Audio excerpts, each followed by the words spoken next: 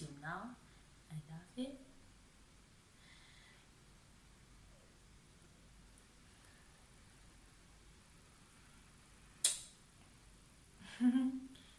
um I can say she's my angel. Mama raised a kid, hoping stacks one day. All the things she did were for stacks one day.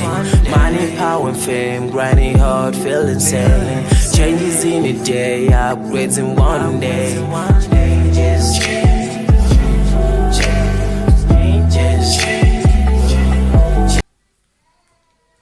Hello, my inhabitants. Hope I found you well.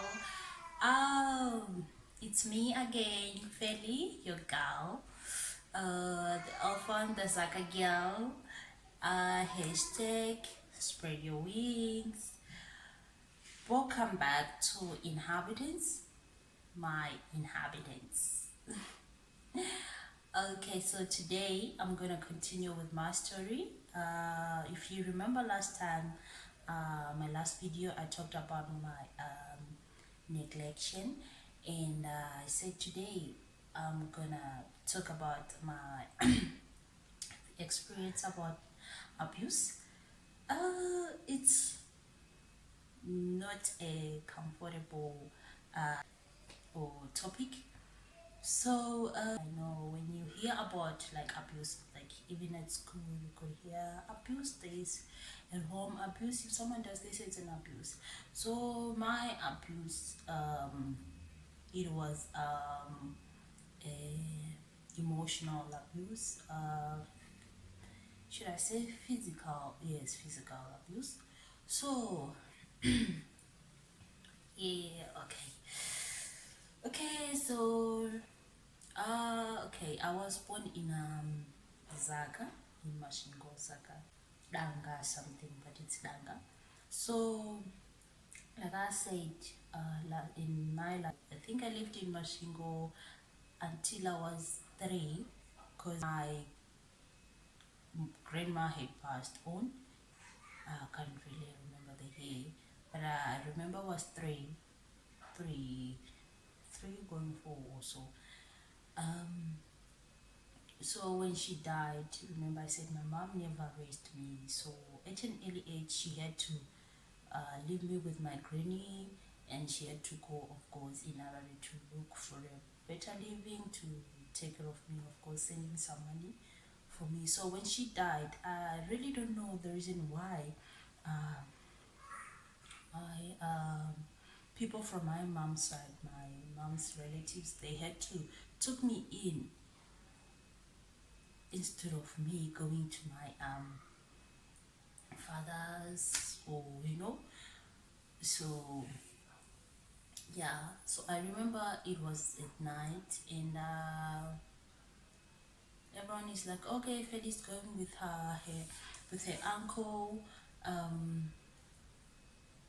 in Harare, and his wife and his children also. So of course I was I can say the 5th or 6th member of the family. But you know how it is. It is not an easy thing to take someone's child knowing the father is very well out there and the mom is also there, and you just have to take the child in to be the 6th priority. So it was not easy on my aunt, my mom's brother's wife. I don't know if they didn't agree on me coming to stay with them or what. I don't know. So life there was not easy for me. So that's when my abuse started. So okay, so I was took in, and I started living with them. I was so quiet, trying to fit in the environment. I remember this day when we my cousins, They were like, ah, no, we are going to our mom's friend. She also has she also had some, of course, her kids also, so they were like friends. It was a street aware also, but me not used to the environment and the streets, and just used to be me. So we went there. So I think I fell asleep while we were there, and I just woke up, and it was so silent. The house was silent, so I had to go around the house looking for people. Where are they? Where are they? Where's everyone? I couldn't see anyone. I'm like, maybe they went home leaving me, or what? I don't know. I really don't know what happened, or whether they did it deliberately. Can't really remember though. I think it was about 4 or 5 days. So um, I had to go out and find my way home, back home. For people, I searched everywhere. So I just remembered, oh, this is the way that I used when we were coming here. But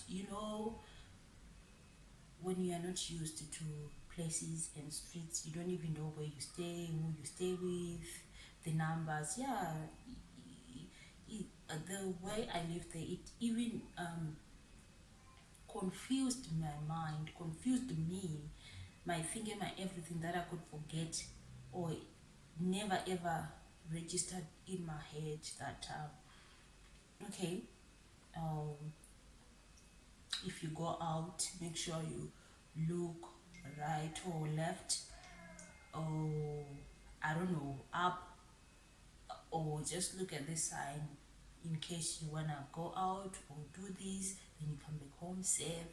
Remember, there was no one to tell me all of those things. So I went out in the road, I started walking. So I think I passed the same street, maybe, or was I passing the house? I really don't know.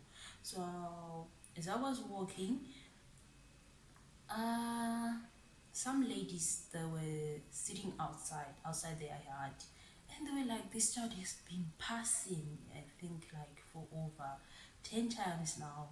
She's been passing, and then I started crying, passing the same street, coming, started crying. And they were like, where do you stay? I don't know. Who do you stay with?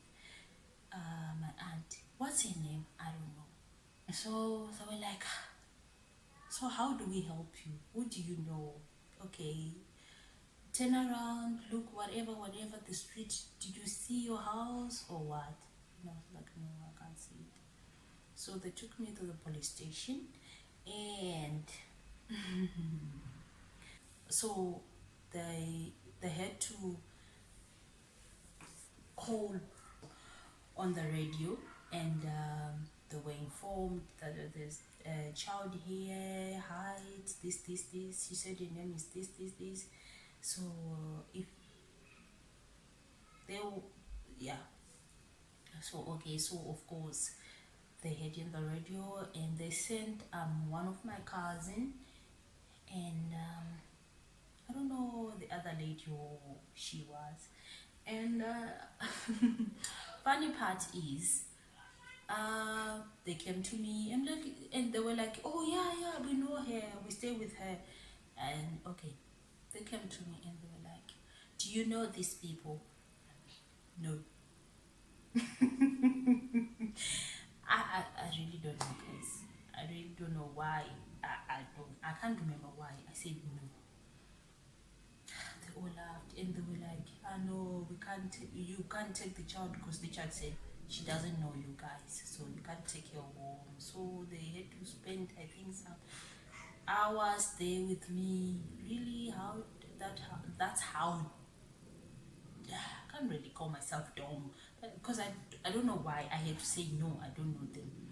So okay, I don't know what happened there. They talked. So they took me home. Then I was free. I get home. Of course, I was so like, and my aunt, of course, she was angry. They laughed about it. Yeah, how can you say You don't know them, you don't know us, but you stay here. And my with my aunt, my uncle was always, couple fights and whatever. So my uncle was always, he, he, he was the only person working. So me, I think I was still at home, like since I was 5 there, maybe turning 6, I think, but I think I was 5. And so most of my time I was spending it with my aunt, and she was a very difficult person, a very difficult one. I was never comfortable with her around. Do you know, I get to a point of asking God that whenever she goes out, I would be like, God, I wish we could just receive a phone call that she's dead. A car bumped into her and she's dead, then she never comes back. Imagine. So imagine how cruel that person is, how abusive that person is. So for like, I would know that every morning when my uncle goes out, and she wakes up, then I know my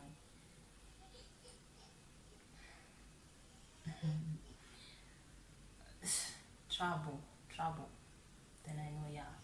Every morning, maybe she's in a good mood. She just wakes up. Maybe she goes out, and sometimes she would, because all the kids, like her kids, they were going to school, like they were, of course, older than me, so they were going to school. And sometimes she would just say, maybe I'm playing outside, she doesn't come in for me, and I'm going there. Or do you need anything? Oh, I'll be back, or whatever. Maybe I'm outside the house, or at the backyard, and then she just decide to go wherever she goes. She locks all the doors, the gate. She goes. May I start to get in the house? Locked. So there was a veranda. I'll just open the screen of the veranda, get inside. No, yeah. Then I get inside. Then I'll sleep there. You're tired, you're hungry, you feel like you want to die and stuff. Then she would come wherever she wants to come. Then she opens the door. She was so, she is, to me, she was scary. Even now, she was so scary. So, okay. Then the next days were like that. I used to be like in the blankets. I don't know, maybe it was the fear or what. So each time I would wake up, I would be like, shit, I peed in the blankets. And I know I was gonna wash those blankets until I don't know, wash those blankets naked. She was scary, guys. I don't wanna lie. And when she starts shouting, yo, and I was so skinny, so people would be like, yo. So I remember this day, she was there and she just woke up. Like it was like each time she fights with the husband in the morning, then I'll know, yo, there's no peace for me today. As soon as my uncle goes to work, then she would ask me, you go sit at the back of the house. Then I'll do as she says. Like, I would go there in the morning, I spend there without eating at the back of the house. Her kids comes from school, maybe they're in the house, they'll just come and say hi, then that's it. Like to them, like it was normal. I don't know, it was normal or what. Hi, they do whatever they do. Maybe they're inside the house. Each time I would try to come in the house, she'll say, no, go back. Who told you? Who asked you to come here? and I go back until late, then I go inside. And the hardest thing is when I get in the house, then I bath, I bath. I never used to like Madora. Madora, I don't know what they are called in English, Madora. Nesada. So eating them dry too, I never liked them, but now I don't know. Now I'm a very, very fan of them. I like them. I do. I bath. She lets me in the evening. I bath. I come and eat. I never ever raised my head looking at anyone or like you sitting comfortable or what. Her appearance was an abuse to me. Her appearance. She could just stare at me like, yo, God. And I was like, did she ever wanted me to come and stay with her here? Did she? So I'll eat, facing down, facing my plate. When I'm done, just put the plate in the sink. Then I go to sleep. That was me. That was me. Playing out laugh when she's not around. When she, no, my uncle, of course, I couldn't even speak up and say, she does this to me. She never, I was never like that. And even her kids, they would make a fun of me. You don't know anything. Look at this child. She knows how to do this. She knows how to sing or whatever. She knows how to do. So I was never myself. I was always on the corner. So then I'll go to sleep. Then the next day I would know that we are only two in the house. Sometimes she'll just wake up, she cleans, yes. So this other day, her last born child, I think she was younger than me. So we were playing outside, and I was like, just having a conversation, and I was like, no, I miss my mom. I wish I could go home. Child to child conversations. Little did I know that she was gonna tell her mom, and she just ran and she's like, Mama, Felly's like, I want to go home, I miss my mom. So she just came to me with this angry face, lion face, ready to attack. She just pulled me up and she's like, you want to go home, pushing me inside the house. And she pushed me and I banged myself on the fridge. It was so painful, guys. She would just harass me like, and I cried. Yeah, you want to go, pick your things and go and this. Guys, I had the worst childhood ever. I had the worst childhood ever. And you see other kids going to school and you are always home. I was even shy to face them or go out to play with them. So it so happens that maybe I never knew the dates or what. Just know when they are there, whether it's a weekend or not, I don't know. So they will say, let's go and play. It was waste on me if my cousins decides to say, no, friends, come, let's play at our house. So they would come, and my aunt is there outside sitting. She loves that corner, that outside. She loved that.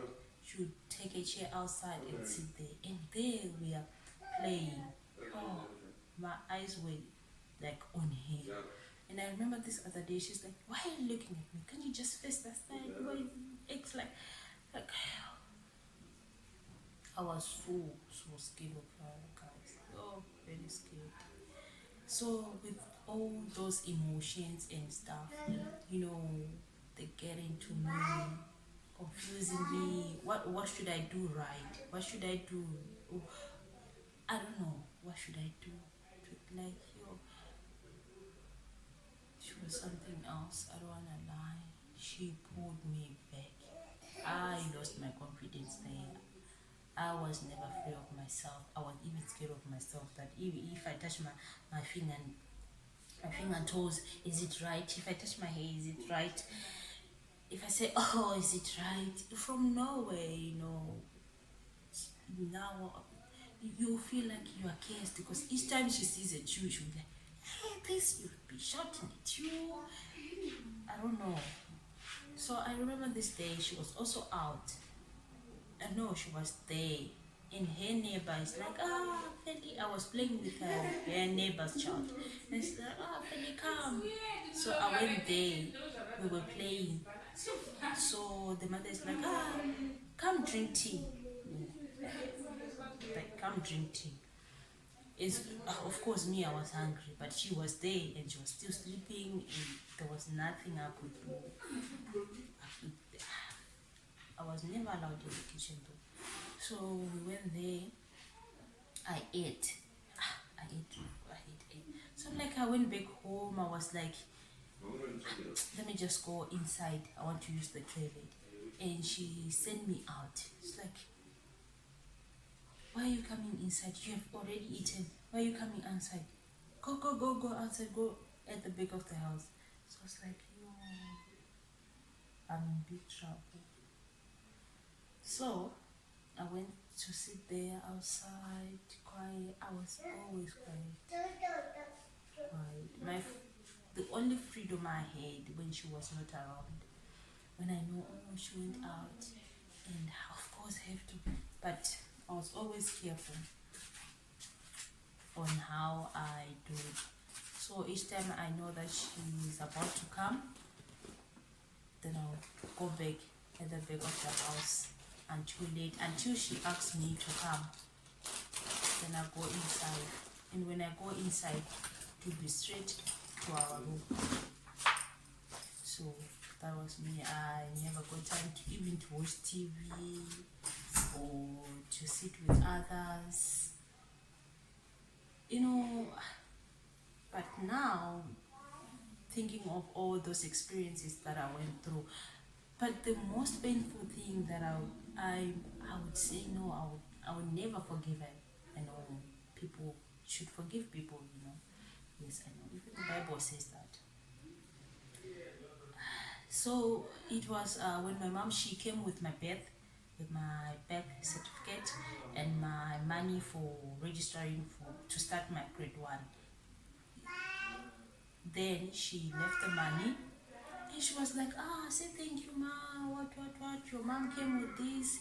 So obviously we're going to register you for grade 1. Yay! Finally, Felly was going to school. Okay, she was going to school.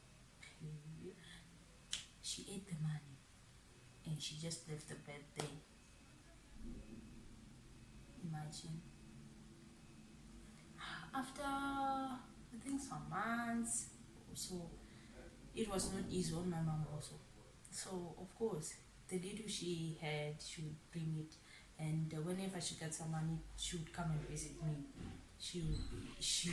I don't wanna lie, she would come and visit. She would come and visit. And she's like, fellow school. I'm not even going to school. I can't even ask why am I not going to school because already the whole of me was filled with confusion and so scared. Yeah. So one day my mom was like, why is she not going to school? I'm like, I'm tired of taking care of your child. If you do, you are very ungrateful. Take your child with you today. You're going with her. But I'm tired of taking care of her. And my mom is like, what happened? I did send them. I came with the money for her to start school. What if you want that I can give it to you. I can't live with her anymore. And my mom is like, okay, let me wait for my brother to come so that we talk. Okay, my uncle came back and they talked, and my uncle was just like, no, if you're saying you don't want her to leave her here, he was talking to my mom. If you don't want us to live with your child anymore, okay, take it. Like, it was like he was confusing. He was not even helping anyways.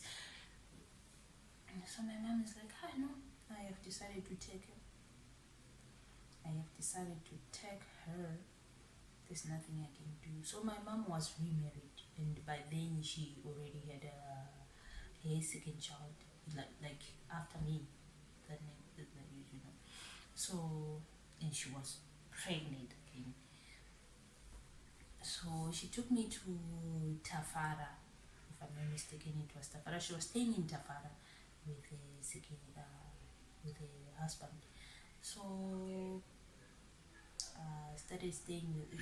Before that, she went with me to the one she always calls aunt. I don't know in Lembe one. So she went there and she said whatever she wanted to say. Oh, we were chased in Valley. We were chased. I was chased away. She chased me. It really hurts me. She chased me away. Like, go. Don't wanna live with you. Go.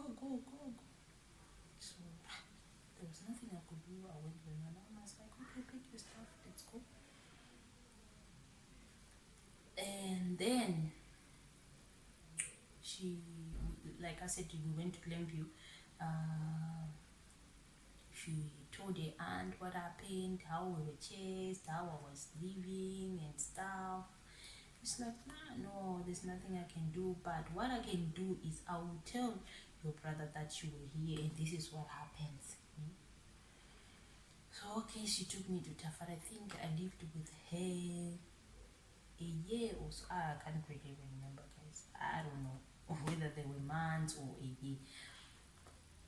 Of course, life was not, it was easy, but in Tafara there were, you know, those farms, like their houses. Then you could walk some miles to some farms where you go and plow for people, maybe for money, for clothes, or you know. So my mom would wake up early and she would ask me to. Sometimes we go together early when it's dark and you can't see anything. So I would accompany her there with some of her friends. Then by the time we reach there, then they start to plow. Me, I'll be playing with the kids, of course, until late. Then we come back, and sometimes you say no, you will follow. Now you know the road, so next time you come when the baby wakes up, come in with the baby. So I remember that day I did. Life was never easy. I know, but I was never used to that kind of life, you know. So, but yeah, God was so merciful to us. And then there was the good news that one of my mom's brother, he asked my mom that I should come and stay with him so that I can go to school. It was the happiest moment that I'll be going to school. Yay! I'll be going to school. Yay! Then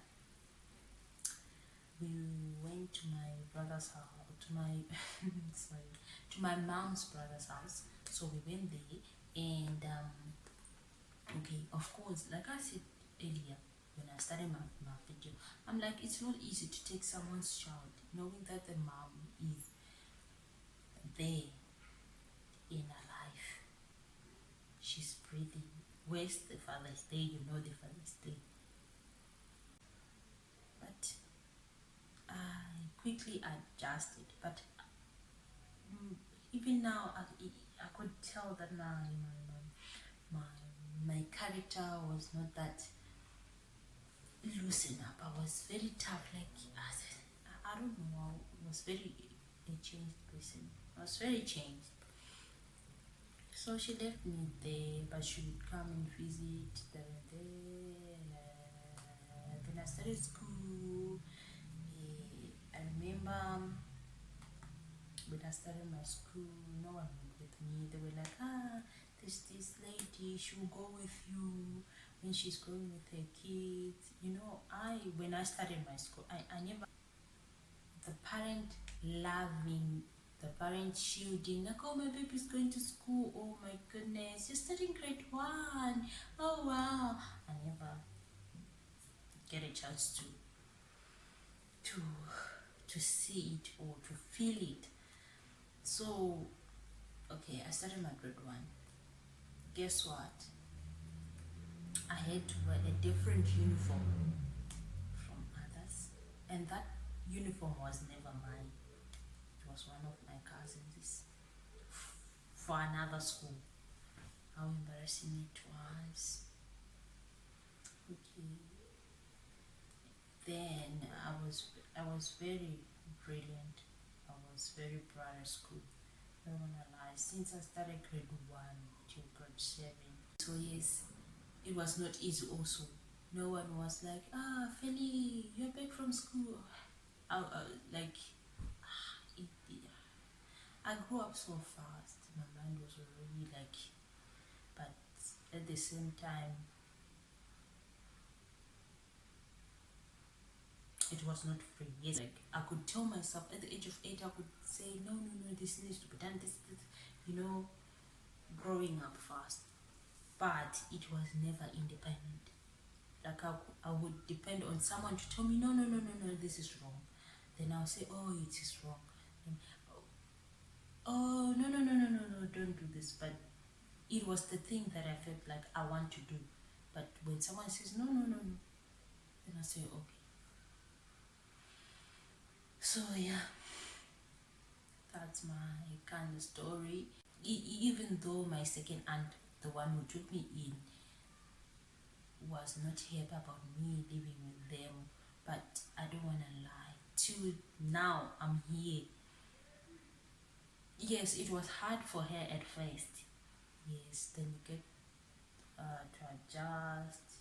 Yes, but I'll tell you maybe on my next video how I get to adjust to her. Also the love she gave me, and also the ups and downs. Yes, always ups and downs. So I'll be lying that she would hit me. No, she would kick me out of the house, or any day that I slept with an empty stomach. No, I'll be lying. She was just like any other mother would do to a child who is not her biological, but I can't say she abused me. Never. She loves me till now. I love her.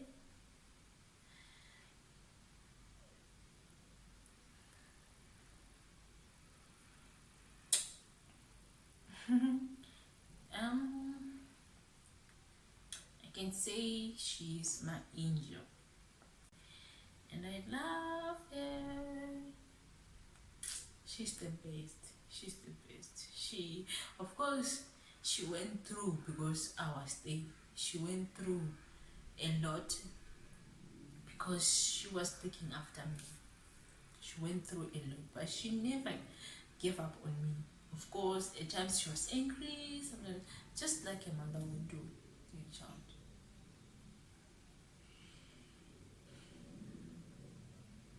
I love her. I'm sure whatever her actions towards me, good or bad, I'm sure it was a way of her. It was her own way of showing how much she loves me, how much she cares for me.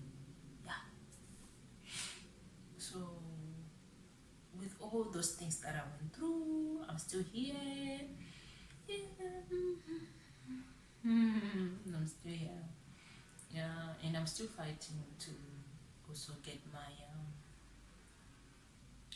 my free me. Hashtag my free me to be here. to be more confident, to be more confident. Okay, Inhabitants, this was my story, and I hope you watch again. If you haven't subscribed and you're new to this channel, please do subscribe and of course comment, and be happy to see your comments. Awesome. Subscribe, Niche Inhabitants, or you can follow me on Instagram, PPTP20. Also on Facebook, I'm also on Facebook. Bye.